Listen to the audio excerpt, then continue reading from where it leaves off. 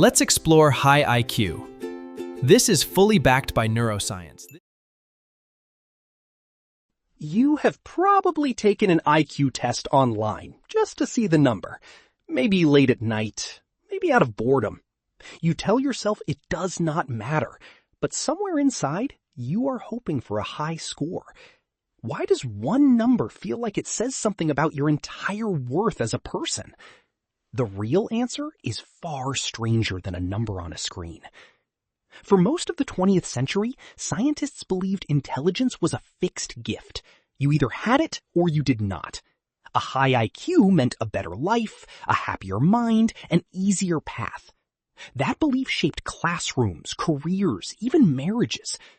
But the deeper researchers looked into the brains and lives of genuinely high IQ people, the stranger the picture became. Start in 1921.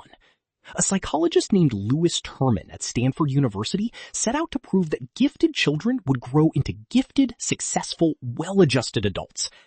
He selected over 1,500 children with IQ scores above 140 and followed them for decades. The study became one of the longest-running experiments in psychological history. Terman expected to find a generation of geniuses reshaping the world. He found something more complicated. Many of his subjects, nicknamed the termites, went on to become doctors, scientists, and judges. But just as many lived ordinary lives. A few struggled with alcoholism, some drifted through careers that never matched their intellectual potential. 2 children Terman tested but rejected for scoring too low later won Nobel Prizes. Intelligence, it turned out, predicted far less about a satisfying life than anyone expected. So what does a high IQ actually change inside a person? Modern neuroscience has given us a much sharper picture than Terman ever had. Richard Heyer, a neuroscientist who spent his career scanning the brains of high IQ individuals, found something counterintuitive. Smarter brains are not simply busier brains. In many cases, they are quieter. When Heyer's team gave people cognitive tasks while scanning their brain activity, the highest scoring participants often showed less overall brain activation, not more. Their brains were not working harder. They were working more efficiently, routing signals through fewer, more optimized pathways. Imagine 2 delivery drivers crossing the same city. One takes every side street, doubling back, burning fuel. The other has memorized the exact fastest route. Same destination, wildly different effort. This efficiency shows up most clearly in something called the frontoparietal network, a set of brain regions connecting the front of your skull to the area near the back and sides.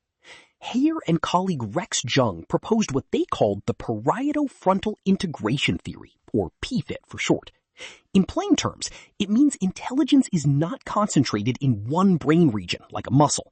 It is a conversation between regions, and in high IQ individuals, that conversation happens faster and with less static. But efficient wiring comes with a cost most people never talk about.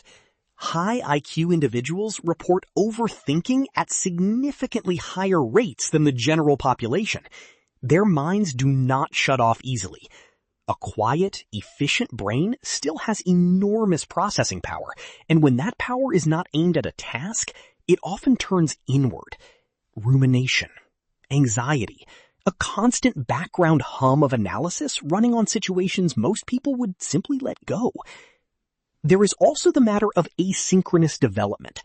Psychologist Kazimierz Dabrowski, studying gifted individuals in the mid-20th century, noticed something he called overexcitabilities. Heightened emotional intensity, heightened sensory sensitivity, a nervous system that reacts more strongly to stimulation most people barely notice. A high IQ brain does not just think faster, it often feels louder. Here is the twist almost nobody expects. Extremely high intelligence and social ease frequently move in opposite directions. Multiple studies tracking gifted populations have found elevated rates of social isolation, particularly in childhood. Not because high IQ children lack empathy, often the opposite is true, Their reasoning about consequences, fairness, and abstract morality develops years ahead of their emotional peers. A 10-year-old capable of adult-level reasoning about the world still has the emotional regulation of a 10-year-old. That gap does not close on its own. It creates friction. Conversations that should be simple become exhausting because the high IQ mind keeps noticing complexity that everyone else has agreed to ignore. Then there is the Flynn Effect, named after researcher James Flynn, who documented something the field still struggles to fully explain. Average IQ scores have risen substantially across the 20th century, generation after generation in country after country. Your grandparents, tested against the same benchmarks you would face today, would likely score lower. Not because they were less capable, but because the world around them demanded different kinds of thinking. Abstract reasoning, pattern recognition, categorization skills that modern life trains constantly through education, technology, and complex environments. This means intelligence, at least as we measure it, is not simply inherited. It is shaped by the mental environment a person is immersed in daily. A high IQ is not just a brain you were born with. It is partly a brain built by the world you grew up navigating. Which raises an uncomfortable question. If environment shapes intelligence this much, why does society still treat IQ as a fixed measure of someone's worth? Look at how differently we treat two children in a classroom. One answers questions quickly and confidently. The other sits quietly, processing longer, arriving at a deeper but slower answer.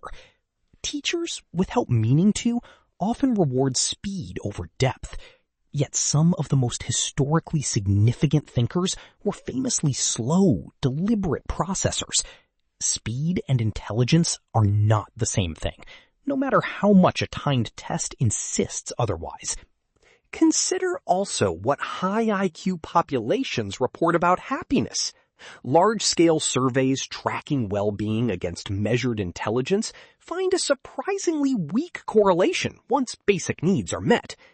Beyond a certain threshold, more raw intellectual horsepower does not reliably produce more life satisfaction. What predicts happiness far more consistently is something researchers call cognitive flexibility, the ability to adapt thinking to new situations, paired with strong social connection. A brilliant mind isolated from meaningful relationships tends to struggle in ways a moderately intelligent mind, well-connected and socially secure, simply does not. This is the part that reframes everything. A high IQ brain is not a guarantee of a better life. It is a more sensitive instrument. Sensitive instruments pick up more signal, but they also pick up more noise. Think about what this means for how you see yourself, or someone in your life who processes the world differently. That friend who overthinks every text message. The coworker who seems to notice problems nobody else has flagged yet. The child who asks questions that embarrass the adults around them because the questions are too honest. None of that is dysfunction. It is often a nervous system running a more complex, more efficient, and more demanding version of the same operating system everyone shares. Terman's termites taught researchers that intelligence alone does not write a happy ending. Hayer's brain scans revealed that a gifted mind is often quieter, not louder, doing more with less. Dabrowski's overexcitabilities showed that intensity is the hidden price of that efficiency. And Flynn's rising scores remind you that even the number itself is not as fixed as it feels. So the next time you take that test late at night, hoping for a high score, ask yourself what you are really hoping to find. Not proof that your mind is powerful.